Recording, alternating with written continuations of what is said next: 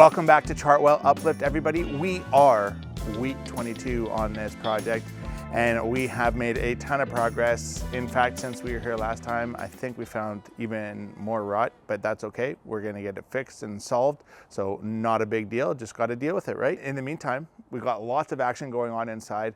We're literally just waiting at this point in time for the building permit to be issued. We didn't pull a permit for this project when we first started it because it was intended and supposed to be just an aesthetic kitchen swap, bathroom swap, like no walls moving, nothing structural, nothing. But obviously we've been dealing with some pretty significant structural issues.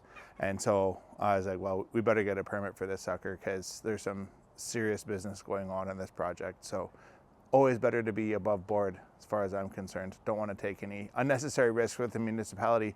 But to my beloved bureaucrats, let's get these permits issued in a little bit more timely manner, shall we?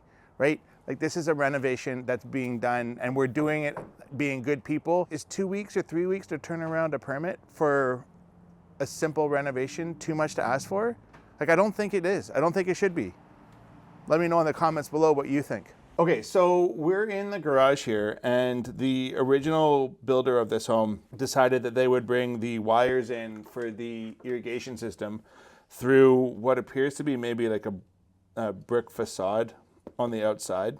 And I'm not surprised to see this happen. I see it happen all the time where there's a brick facade on the outside of the building, and so people think it's going to be okay to build that up and fill it full of dirt. And then there wouldn't be any waterproofing issues. And I mean, they even went to the extent of applying a torch-on membrane, maybe expecting that there was going to be some dirt here when it was originally built.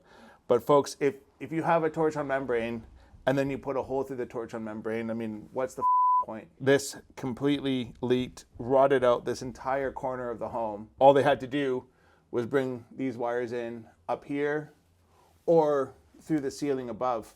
Right? So folks, like when you're building a home or renovating a home, watch for this kind of silliness. You do not want to see penetrations coming through someplace where water is going to frequently come in. We want to make sure that those are at a minimum above ground and that you've got a flashing over top of them. Couple tips for you is one, this hole, when it's drilled, make sure whoever's drilling the hole is drilling it on a slight angle to the outside, right? Because that way, if ever any water should come in, it's always going to want to shed that water back to the outside of the home. You don't want to see your holes coming through the foundation perfectly level because, well, then water can make its way in. So if we can slope that, drill that hole and slope it to the outside, that is preferable. The other thing you can do as well is you can make sure that the wires that are coming through are staying high, right? That way the wire can't act as a wick and draw the water in and then allow it to drip, right? So if these wires were in here, which I think they more or less were, like this, the water comes in from the outside, gathers on the bottom of these wires here, and then drips onto the wood on the inside. Just a really, really important detail. I've told the guys I think we've got to abandon this and we've got to rerun these wires and bring them in above grade someplace somehow.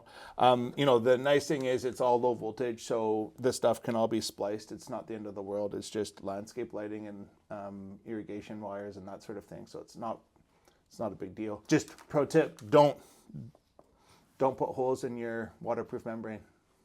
This is an open pipe to the outside. And this is the vent that is the air behind water. So when people use the sink, water can readily flow out.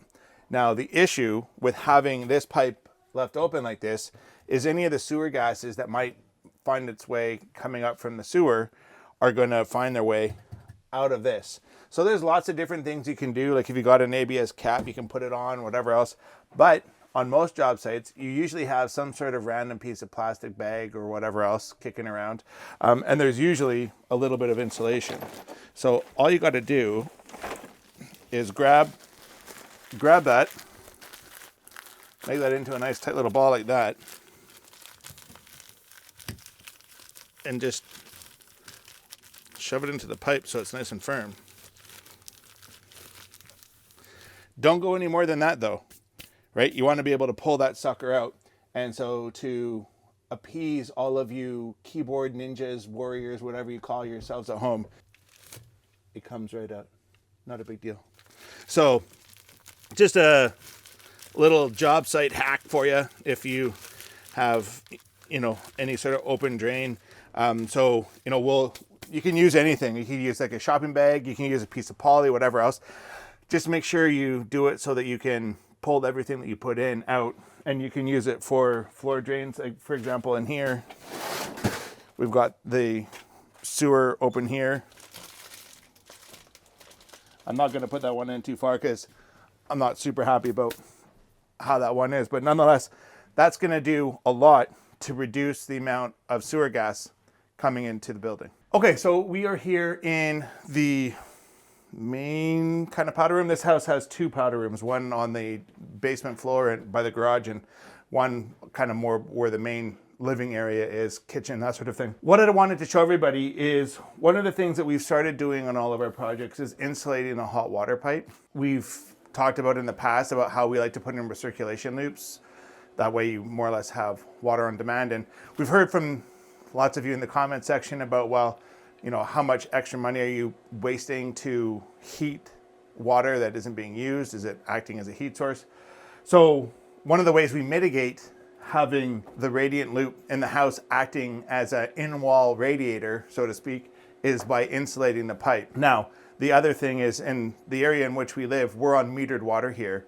So every ounce of water that comes out of the tap, the owners pay for. So by having a recirculation loop, we're going to reduce how much water these clients actually need to use in order to get hot water to the faucet. And obviously, in order to keep their energy bill down, we're going to insulate the pipe. Now, the last thing I want to point out, and I've answered to some of you guys in the comments, the recirculation loop is typically on a timer, right? And so that timer is set to turn on and turn off based off of what that particular client's habits are, right? If you have a family where people are up and out at all times of the day, well, you just program that timer to turn on for 15 minutes every hour or something like that, just to keep hot water in the lines all the time. But if you have a family where everybody kind of sort of has the same schedule, maybe everybody's in bed by 10 or 11 and, everybody's waking up around 6 or 7, well, you just set that timer to not circulate water from 11 to 6. It's not rocket science. And you can also have it so it doesn't recirculate water from 10 in the morning until 5 at night or 4 at night if you're not home. Again, there's ways to make these systems more efficient, but I would definitely argue that having a recirculation loop in your home, it's a lot more comfortable, it's a lot more convenient, and it's just a really nice something to have. And I will be the first to admit, it is a nice something to have. It is a step above, and it definitely costs something. So here we have Al. He's got an angle grinder with a diamond blade on it and a vacuum attachment to control the dust. And so you can see the initial cut, there's a bit of dust, but once you make that initial cut and you get the housing over top of the stucco, the vacuum does a great job of minimizing how much dust escapes. So it's just a way healthier, way safer way of doing it for the people doing the work as well as the neighbors. That's a wrap on today, everybody. Listen, if you get any value out of our content, we sure would appreciate it if you'd subscribe to the channel or follow us, depending on the platform we're on right now. In the meantime, if you have a renovation that you have been dreaming about, thinking about, sleeping on, and just imagining for the last months, years, days, weeks, whatever, we would love to be your partners in success. Pick up the phone, call us, or find us on the web, book a call with us, whatever works for you. We're easy. In the meantime, please share this video with your friends. Let us know if you have any questions that we could answer in future videos. And in the meantime, stay awesome. We appreciate you watching. We'll catch you on the next one. Bye now.